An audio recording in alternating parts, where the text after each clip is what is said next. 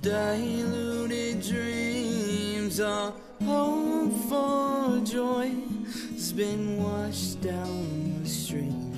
I'm Robin Hawkins, and you're listening to Watered Down Women. Hoping to be free, found a new home in the cemetery. Do you ever wake up after having a crazy dream and wonder why in the world your subconscious mind conjured up such a fantastic storyline? Dreamland is a very peculiar place in which we have absolutely no control of the situation. I mean, where else can you walk a high wire with a random stranger or frost a cake with your doctor and it all seems perfectly normal? Much debate has taken place in regards to whether dreams are scientific in nature or if they are more psychologically prompted. According to Piedmont Healthcare, the work of Harvard University psychiatrists suggests that we dream when there is stimulation in the brain that brings thoughts to our awareness. This theory is referred to as the activation synthesis hypothesis and suggests that dreams are caused by brainstem activation during rapid eye movement or REM sleep and stimulation of the limbic or emotional motor system. If you wonder why some of your dreams are so bizarre or strange, their research suggests that because the prefrontal cortex, or the area in the brain that is associated with higher level reasoning, isn't activated while we are dreaming. So our mind doesn't realize that some of the activities that are taking place aren't really possible. For example, walking through a wall. A theory that differs from scientific reasoning for dreaming is the psychological argument, or what's more commonly known as the Freudian explanation of dreams. And most of the everyday or lay people endorse this prevalent notion. In this ideology, it is believed that dreams are a manifestation of our deepest anxieties and desires, often relating to repressed childhood obsessions or memories. Regardless of which philosophy you adhere to, when your dream becomes nightmarish in nature, it has a very real effect on your body. People often report waking from a nightmare with their hearts racing, drenched in sweat, flailing their arms, screaming, and even crying. Some experts believe that nightmares are caused by stress and anxiety in our waking lives, or they are due to a major change such as a move, a new job, or the death of a loved one. A scientific approach to the causes of nightmares attributes them to being chemically induced by drugs, illegal or prescribed, alcohol, or improper sleep schedules. Have you ever been overwhelmed by a nightmare that seems never ending? And then your subconscious thinks you've awakened, but you're actually still in that same terrible dream? Imagine living in your awakened and conscious life with the same intense angst, dread, and worry of your worst nightmare. In researching the life of Alafair Schofer, I can honestly say that I would rather endure a week's worth of intense and horrifying dreams than to have lived a single day of her life. In our last episode, we met her family and learned of the heartbreak and sorrow she experienced, all before her teenage years. But today, we'll further explore the life of a girl whose existence was nearly too extraordinary and too implausible to be believed. Based on findings from public records and narratives from surviving family members, we've learned that Alifair was about 8 years old when her dad died, and not quite a teenager when her mom passed away. When she was around the age of 12, Alifair and her younger sister Billy were appointed wards of the state of Kentucky and sent to an orphanage. Billy was soon adopted by a family, but Alifair wasn't so lucky. In Kiger's Rise and Demise of the American Orphanage, the author equates the danger of orphanages to that of prisons.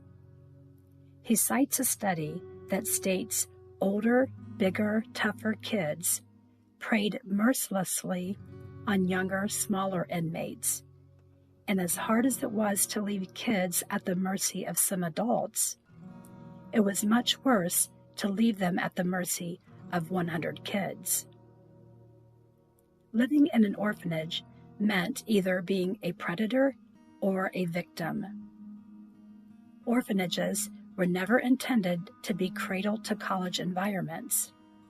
Instead, they were intended more as a refuge, where a child could receive care, supervision, and discipline, and then be placed into the outside world.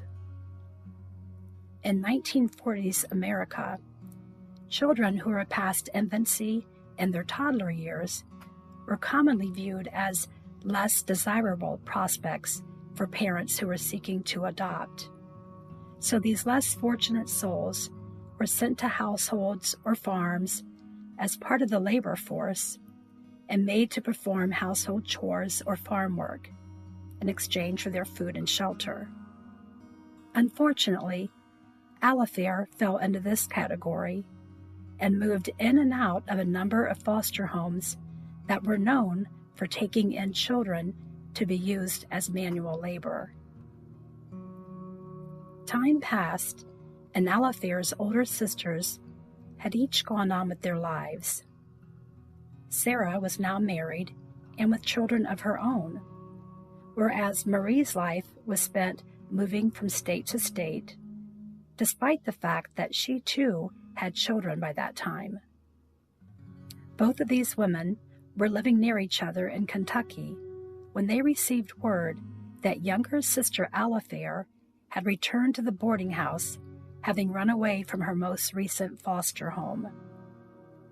The Child Welfare Board had either lost track of her whereabouts or no one had reported her missing because they didn't pursue regaining custody of the still minor-aged child. Within days of her arrival back at the boarding house, Alifair began earning her keep. A story was handed down through family annals that a man over 40 years her senior had taken quite a liking to Alifair and was seeking only her company each time he visited the establishment. As the account goes, Sarah learned of the situation and confronted the man just as he was leaving the premises. A fierce quarrel ensued over the fact that Alifair was just a child, and in the heat of the argument, the man pulled out a pistol, held it to his own head, and said, "If I can't have her, I'm going to end it all right now." Sarah responded by saying, "Go ahead, pull the trigger."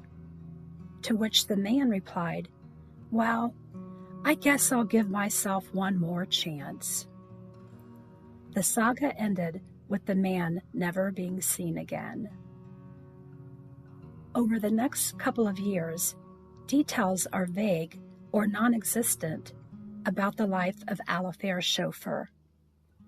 Some records show that she wandered around town, going from the boarding house to the local jailhouse, where those in authority were said to have taken pity on her and allowed her to stay in a vacant cell instead of having to sleep outside. And some townsfolk who knew of her hardships in life provided her an occasional meal or offered her spending change.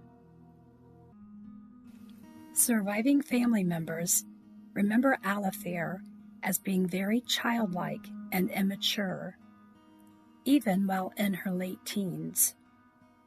She was described as having poor impulse control and said to often argue with small children or cry when she didn't get her way. One account depicts an incident in which Alifair was visiting with her sister Sarah. The house Sarah and her husband were renting was situated on a steep hillside and supported by several wooden pilings.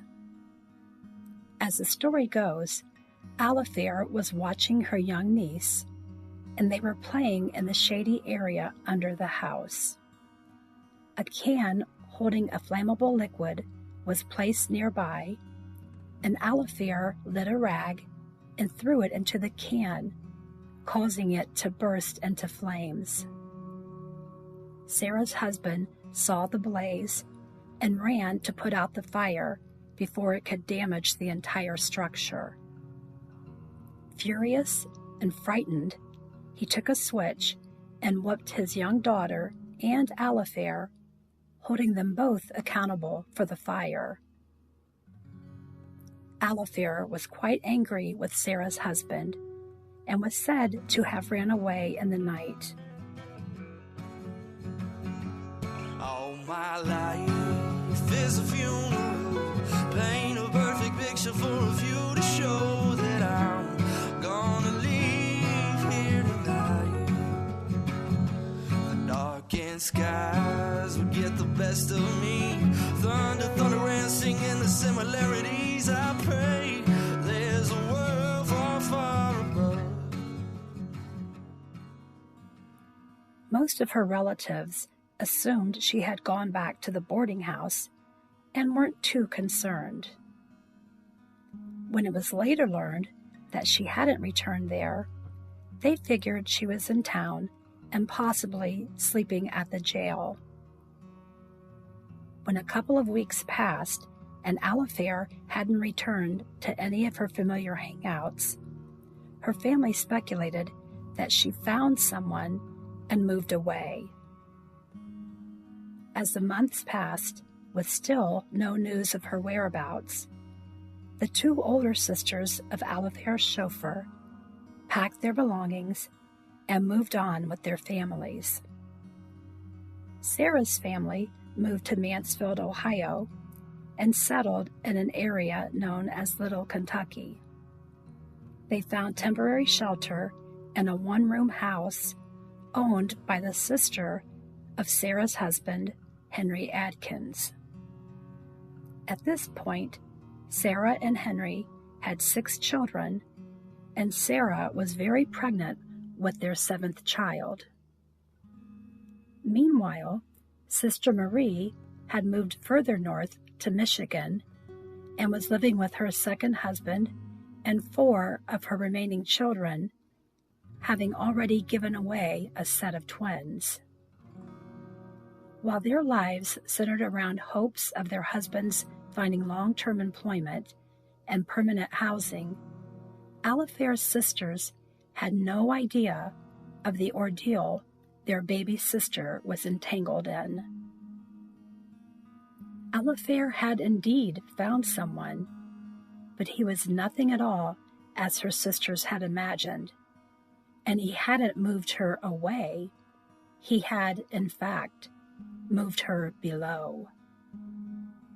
All of the anguish, pain, and suffering that she had already endured in her young life was inconsequential to what she was about to face.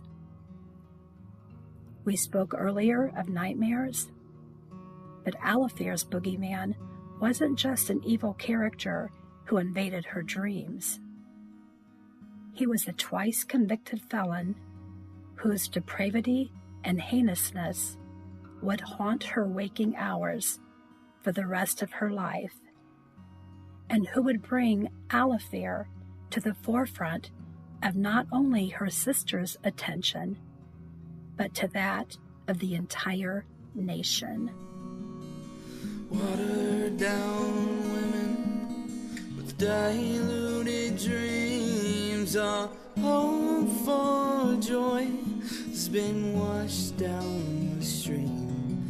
Grab a shovel and join me each Monday as we dig a little deeper and uncover the tragedies of watered down women. In the cemetery,